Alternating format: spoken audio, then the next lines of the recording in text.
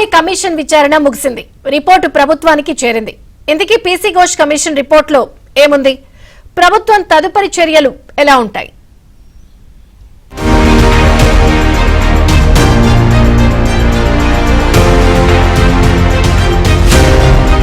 Kaleshwaram BRS హయాంలో ప్రతిష్టాత్మకంగా నిర్మించిన భారీ ఎత్తిపోతల ప్రాజెక్ట్.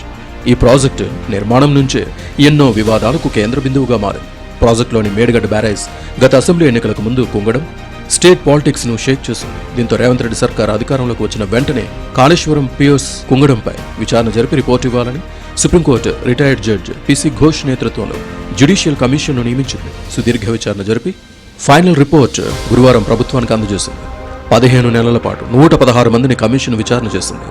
మాజీ సీఎం కేసీఆర్తో పాటు అప్పటి మంత్రులు హరీష్ రావు, ఈటెల రాజేందర్, ఇరిగేషన్ శాఖ, రిటైర్డ్ ఇంజనీర్లు, నిర్మాణ సంస్థల ప్రతినిధులను కమిషన్ ప్రశ్నించింది.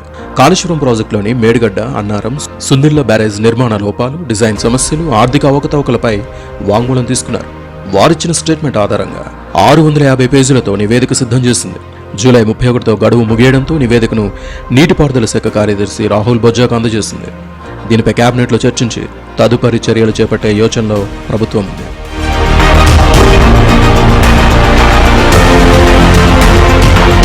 కమిషన్ ఏర్పాటుకు ముందు మేడిగడ్డ బ్యారేజ్లో 7వ బ్లాక్ కుంగడం, అన్నారం, సుందిళ్ల బుంగలు బయటపడడంపై విజిలెన్స్ రిపోర్ట్, ఎన్డీఎస్సీ రిపోర్టులు, అవినీతి, అధికార దుర్వినియోగం, ప్రాజెక్ట్ డిజైన్లో లోపాలు ఉన్నట్లు తేల్చాయి. వీటన్నిటిపై సుదీర్ఘంగా విచారించిన పీసీ ఘోష్ కమిషన్ తన ఫైనల్ రిపోర్ట్లో ఏం తేల్చింది అన్నది టెన్షన్ రేపుతోంది. అయితే ఈ వ్యవహారంలో ప్రభుత్వం కక్ష సాధింపు ధోరణితో కాకుండా కఠినమైన చర్యలుంటాయని మంత్రి కోమటిరెడ్డి వెంకటరెడ్డి చెబుతున్నారు. 1,00,000 కోట్లతో ప్రజాధనం దుర్వినియోగం చేసిన వారిపై సరైన సమయంలో చర్యలుంటాయని అన్నారు. తప్పకుండా కఠినమైన చర్యలు ఉంటాయి. కాంట్రాక్ట్ల కోసం, కమిషన్ల కోసం కట్టిన ప్రాజెక్ట్ అది. ఒకటి మేడిగడ్డ కూలిపోయింది. అన్నారం, సుందేలో ఎప్పుడు పోతుందో, ఎప్పుడు కూలిపోతుందో తెలియదు. దాన్ని మాకు తొందర లేదు.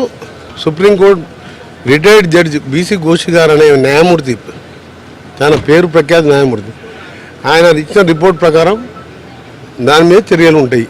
ఇది కక్ష సాధింపు చర్య కాదు. 1,00,000 కోట్ల ప్రజాధనాన్ని ఎందుకు దుర్వినియోగం చేసిన దాని మీద తప్పకుండా ప్రభుత్వం సరైన సమయంలో ఘోష్ నివేదిక స్టడీ చేసి ఎక్స్పర్ట్ల ఒపీనియన్ తీసుకొని నిర్ణయం తీసుకోవడం జరుగుతుంది. కాళేశ్వరం కమిషన్ ఇచ్చిన 650 పేజీల ఈ నివేదికలో ఏముంది? బ్యారేజీల నిర్మాణ లోపాలు, నిధుల దుర్వినియోగం, నిర్ణయాల్లో అవకతవకలపై కమిషన్ ఏం తేల్చింది అన్న ప్రశ్నలు తెలంగాణ రాజకీయాల్లో ఉత్కంఠ రేపుతున్నాయి.